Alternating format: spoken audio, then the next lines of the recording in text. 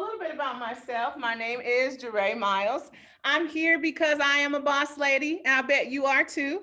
My goal is simple. I want to ignite the spark that will inspire each of you to positively affect change in our community today.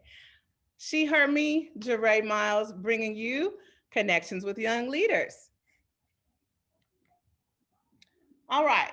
So, just a little icebreaker here. I'd like us to start by first of all finding your purse. I know during this COVID-19, I have had several bags and they all have lots and lots of things in there. But I really just wanted to give you all the opportunity to just kind of interact and connect.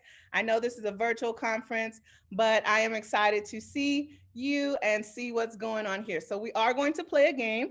And so right now I'm going to ask my moderator to please turn on everyone's camera. Please make sure that you have clothes on from here up.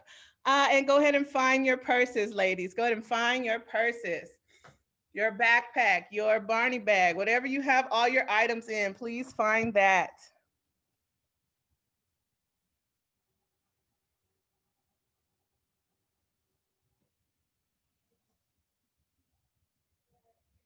All right. Once you have found your bag and you have your camera on, what we are going to do is basically a virtual adaptation for the last man standing. So if you do not have the items in your bag, you will turn your camera off. And so hopefully I can get a winner and award you some participation points here at the end. All right, so we want to see who's prepared for COVID-19 and everything else. Once again, you're going to need your bag, your purse, your backpack, your fanny pack, and your camera on. All right, so you're going to turn your camera off if you do not have hand sanitizer. If you do not have hand sanitizer, you may turn your camera off. All right, thank you. I see you girls. All right, what about a mask? Do you have a mask in your purse or several? I know I do. There you go, there you go, nice. All right, what about a pen? Every time I want to find something to write with, there's no pens in my bag. Okay, okay. So turn your camera off if you do not have a pen. How about your car keys? Do we all have our keys? House keys, car keys? Uh-oh. Marsha's bag is in the garage. You can play in spirit, Marsha. Very good. How about your lipstick, lip gloss, chapstick? You're out already, boo? A boss lady has keep her lips looking right. Okay, okay, I see you. How about your phone charger? Do you have a charger in your purse? Turn your camera off if you do not have your charger. Uh-oh, y'all ready? Stay ready. She got the portable charger. Look at that. Okay. Well, we're going to get down to it. How about your checkbook? Do you have your checkbook? You're out? Oh, oh, look at these grown women. Yes, ma'am. Checkbook. All right. Okay. Okay. How about safe sex? Do we have condoms in our purse, ladies? Safe sex is healthy sex. If you do not have condoms in your purse, please turn your camera off. Trying to get a winner here. Last but not least, what about a weapon? Got to protect yourselves. Maybe you have mace or a guys. Yes, ma'am. A taser. All right, please type your name, Ms. Diane Turner. Type your name and email address in the chat. She is our winner. Go ahead and give her a reaction or a round of applause. Awesome. Yes, Queen. You are prepared for everything. Love it. Love it. All right. So, ladies, today, when we're talking about connecting with young leaders, I was inspired by this quote by Lena Waithe. She is an actress and as well as a screen writer. And she says the only way we can really see change is by helping to create it. And that is so very true. It is important for each and every one of us to do our part to create the change that we want to see in the world. So how are we going to do that? Okay, so I have a few steps for you here. The first being clarify. What is the end game? If you know the 7 habits of highly effective people, we know that we definitely want to begin with the end in mind. because a vision that no one can see is what? A hallucination. You have to be very clear about what the goal is. How are we going to get to the goal? Who is our target group? What do we want to accomplish? And how do we make this happen? Ladies, when you are planning your outreach programs, you want to design specific things that are for your specific audience. Depending on who that is, will depend on how that looks. When you're trying to reach millennials, you'll have many things online and virtual. When you're trying to reach an older demographic, you definitely want to do things in person, right? And make sure that you're taking the proper precautions with COVID. And so, how do we make that happen? When you are clarifying your goals, you must write well written goals. Excuse me. And so, a well written goal has a few things. I want to teach you a little bit about goal writing. So, first of all, a time frame. By when should this be done? What is the condition or the circumstances that you want this to occur? The task. Exactly are we trying to do here? The criterion. How often will they do it? And then the evidence. How will you know that you're successful? So I have some examples here of some goals and not so well written goals. Our first goal, we will increase community outreach by at least 35%. Now, that's a good idea, right? We definitely want to increase the community outreach, but when? Where? By when? How are they going to do it? This goal is missing quite a few of the components that we need for a well-written goal. The second goal, by June 2021, when doing direct outreach, all employees will offer rapid testing to everyone at least 85% of the time. Now, this is a well-written goal. Why? We have our time frame, so we want to know when we're going to check, so next summer. When doing direct outreach, so we're out in the streets, we're talking to people. They're going to do what? They're going to offer the test, and then how will I know that they've done it? They're going to do it at least 85% of the time. So that's very easy to look at their sheets, their data. How many people did you doc to today? How many people did you offer rapid testing to? Okay. Another non-example of a goal, everyone will learn invaluable leadership skills from this presentation. Although that is my general goal, I didn't say when or how we would do that exactly. So you're going to help me along with that. And then lastly, a well-written goal at 6 p.m. when virtually meeting conference attendees will end this Zoom by waving goodbye. So maybe it'll be closer to 4. But when you guys leave, I know we just tend to wave at our cameras, even though we aren't together. But again, a well-written goal is going to clarify to your team exactly what you want to convey. Now, how will you communicate that? Hey, what you say? Clear communication must be concise. We want to be clear and use as few words as possible. As an educator, I deal with children all day and I repeat myself about 150 times. However, you want to be very consistent with your wording and what it is that you're trying to communicate. You want to be explicit. Always give step-by-step instructions, and this will help you avoid errors. So when you tell someone, for example, that you need them to do something, it would be wise if you tell them exactly how you want them to do it. That way you can avoid the errors in this clear communication. And then you always want to have multiple modes of communication. So if I tell you in person, then I'm going to follow up with an email. If I call you over the phone, I need to follow up with an email. Any variation of this, if I text you, then I call you. If I email you, then I call you. But you need to have 2 modes of communication, one for documentation and then one, in person or personable, okay? And this is how we communicate clearly. Now, constructive criticism, right? Because you're working on your goals and not everyone is always going to agree. But a good leader, of course, knows when to listen and when to lead. So most issues with your employees will be resolved quickly or simply just by listening to their needs. A lot of times we just need to feel heard in our opinions and what we are trying to do. But a great leader also knows when to follow. So there is consensus versus collaborative decision making.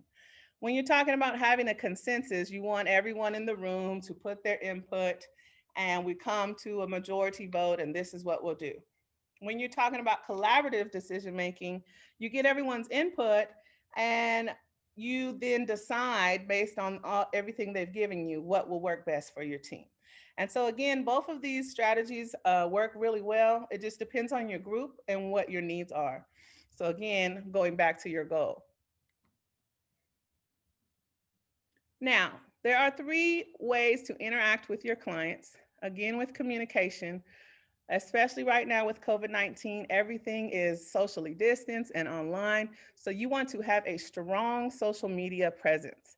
So you need to be posting daily. You need to be putting videos and memes and inspirational quotes and hashtags that are really catering toward your business, your goal, your plan of action.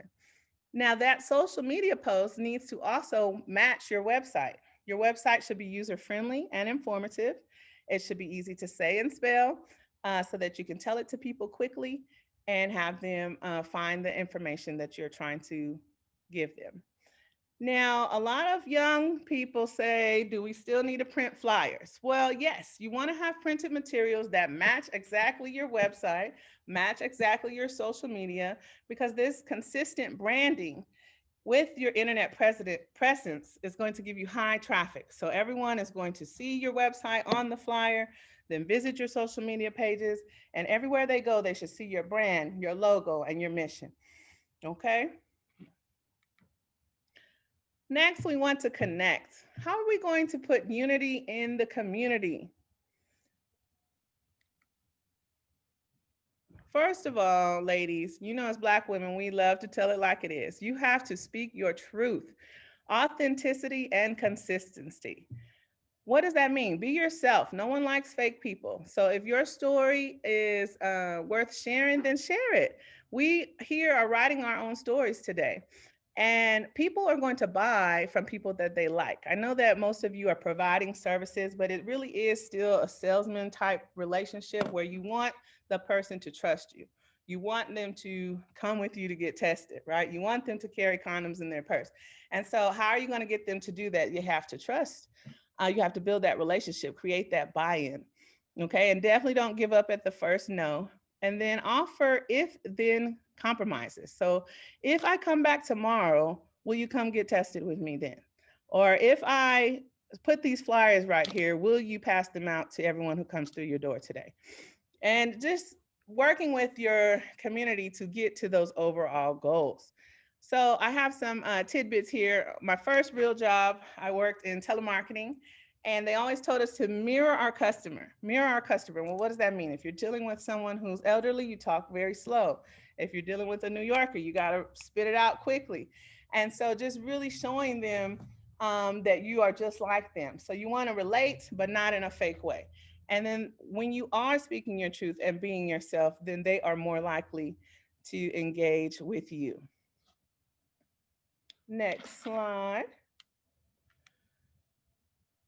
Community networking. We all know that the schools, the businesses, the events, the churches that we go to, our social organizations and our service organizations are a large part of our community. You ladies who are the leaders in this fight need to have your representatives at every event in your community, and then they need to be doing what?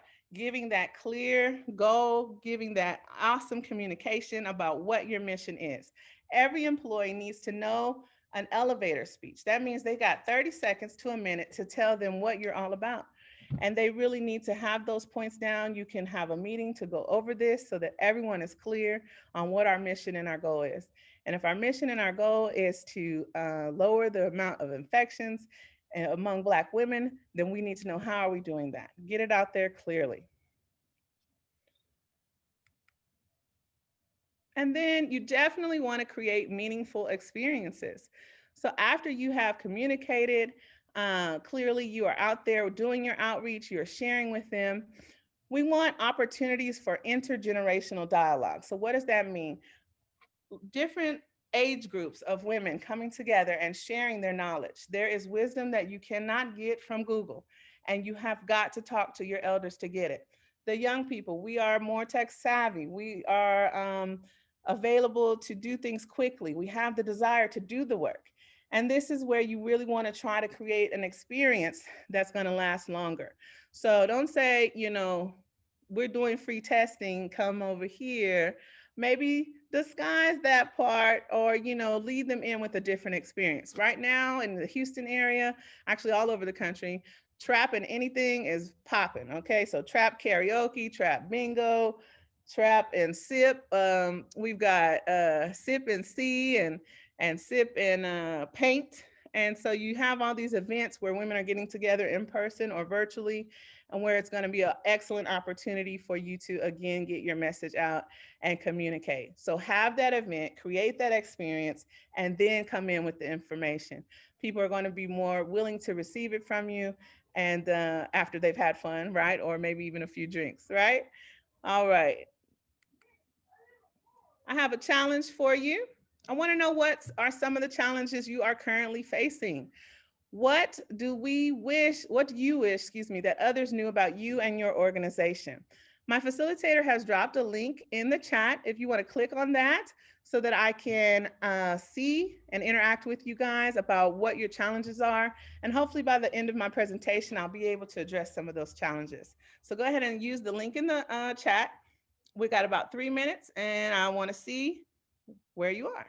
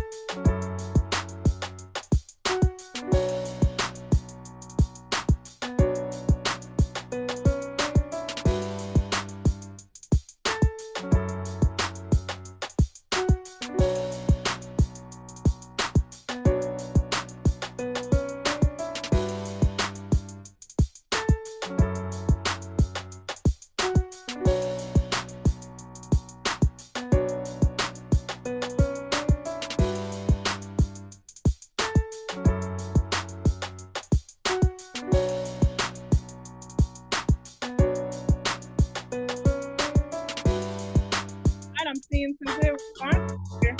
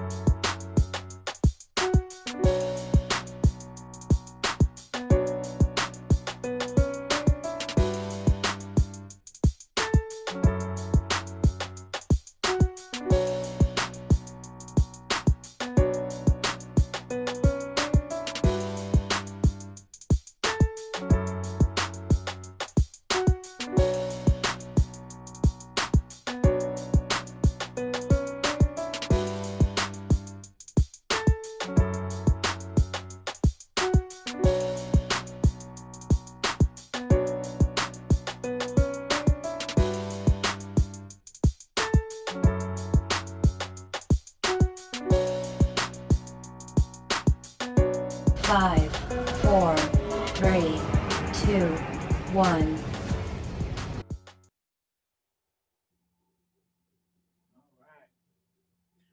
Okay, ladies. So I do see some of your comments here, and first of all, I want to thank you for putting those in on Padlet. Negativity and attitudes. How do you convince someone who feels overwhelmed and becomes negative as a result to not give up. That is going to take a lot of prayer and patience, right? We deal with so much negativity in this world every day, but it is important that you are sharing with them the positives of these goals, right? Getting treatment or getting tested is going to positively affect their lives.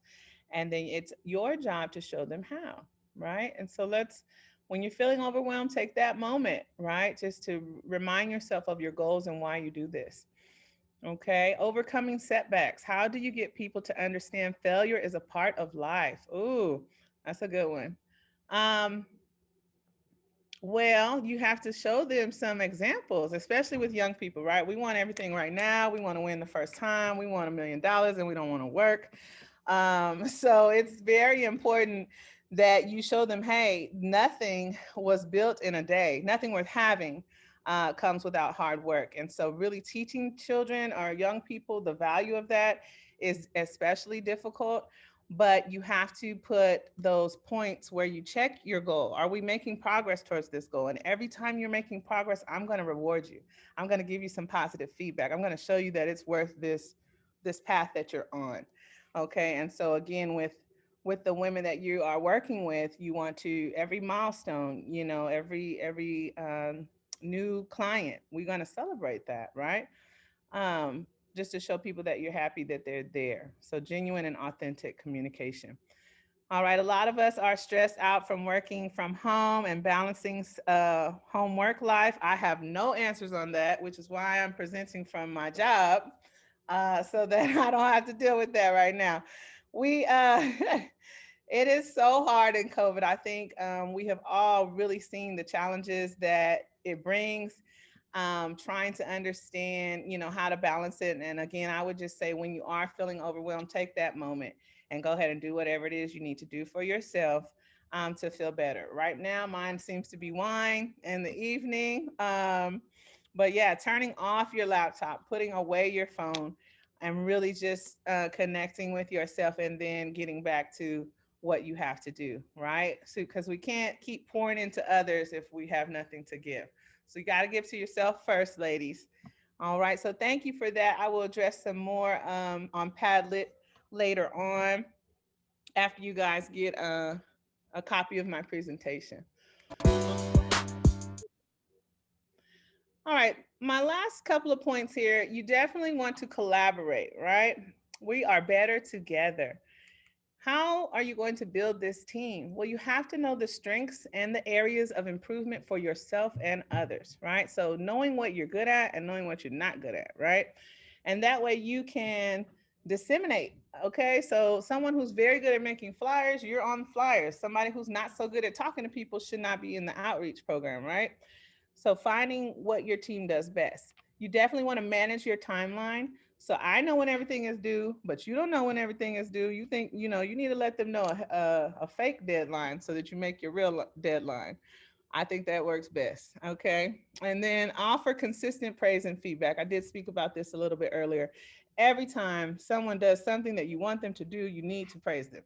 If you want them to do it again, you got to give them the praise. So just creating those moments for your team, maybe once a week. We share out what our positives are, right? And just reminding ourselves why we are doing this work. Mentorship.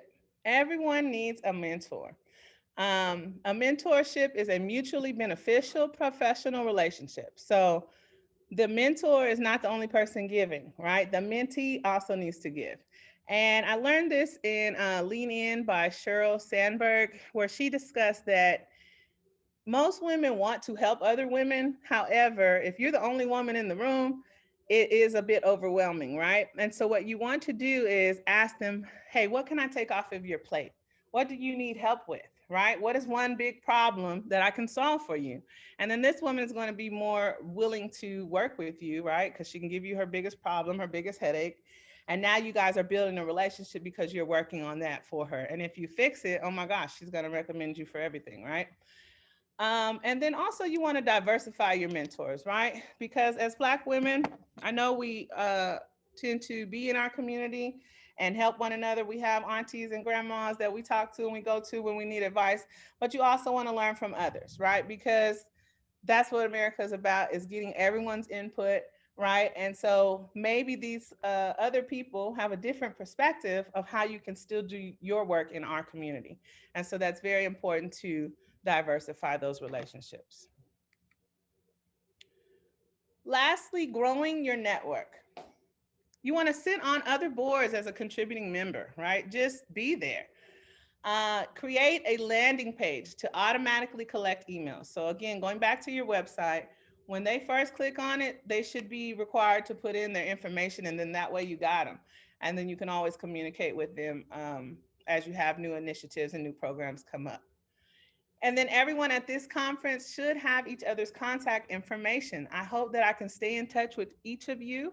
And if you would like to, my facilitator just dropped this link in the chat where you can go ahead and fill out my Google form and we can stay in touch after this program.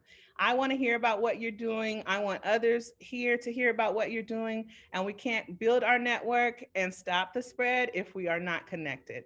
So go ahead and take a moment to fill that out, because my last point is the call to action. Where do we go from here? World AIDS Day is coming up. What are your plans? How can we support you? Please, please, please share your information with us.